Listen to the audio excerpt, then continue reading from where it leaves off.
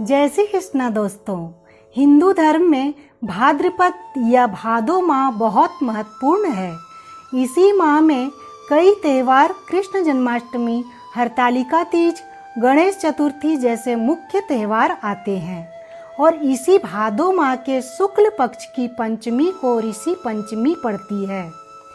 प्राचीन मान्यता के अनुसार यह त्यौहार सप्त ऋषियों को समर्पित है। इस दिन ऋषियों की पूजा अर्चना के बाद कथा सुनने का विधान है।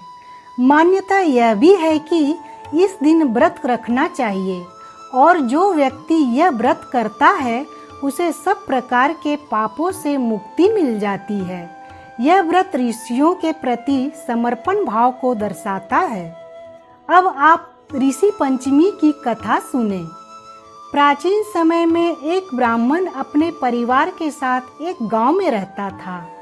उसके परिवार में उसकी पत्नी, बेटा एवं एक बेटी थी। जब ब्राह्मण की बेटी सयानी हो गई तो उस ब्राह्मण ने अपनी बेटी की शादी एक श्रेष्ठ कुल में कर दी, लेकिन दुर्भाग्यवश थोड़े समय के बाद ही उसकी बेटी विधवा हो गई। उसकी बेटी विधवा होने के बाद अपने पीहर वापस आ गई। एक दिन आधी रात को विधवा का स्वास्थ्य बिगड़ने लगा। उसके शरीर में कीड़े पड़ने लगे। अपनी बेटी की ऐसी हालात देखकर ब्राह्मण उसे एक ऋषि के पास ले गया। जब ब्राह्मण ने ऋषि से उसकी बेटी के शरीर में कीड़े पड़ने का कारण जानना चाहा, ऋषि ने कहा कि तुम्हारी कन्या पूर्व जन्म में ब्राह्मणी थी। उस समय रजस्वला होने पर उसने घर के बर्तन छू लिए और पवित्रता का कोई ख्याल नहीं रखा। इसी पाप की वजह से उसके शरीर में कीड़े पड़ रहे हैं। ऋषि ने यह भी कहा कि रजस्वला स्त्री पहले दिन चांडालनी, दूसरे दिन ब्रह्मघातनी तथा तीसरे दिन धोबिन के समान अपवित्र होती है। चौथे दिन वह स्नान करके ही शुद्ध होती है।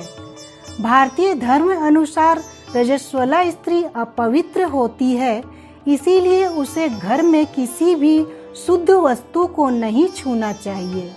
और तुम्हारी बेटी ने इस बात का पालन नहीं किया, जिस कारण इस जन्म में उसे यह पीड़ा भोगनी पड़ रही है। ऋषि ने ब्राह्मण से कहा कि तुम्हारी बेटी भादो माह की ऋषि पंचमी को पूजन व्रत करे। ऋषियों के प्रति श्रद्धा भाव रखकर अपने किए कर्मों के लिए क्षमा मांगे तो वह ठीक हो सकती है और उसे अपने पापों से मुक्ति मिल सकती है। ब्राह्मण की बेटी ने ऋषि के कहे अनुसार ऋषि पंचमी को विधि विधान से पूजन किया और व्रत रखा। कुछ समय पश्चात उसकी पीड़ा खत्म हो गई और उसके समस्त पापों का नाश हो गया।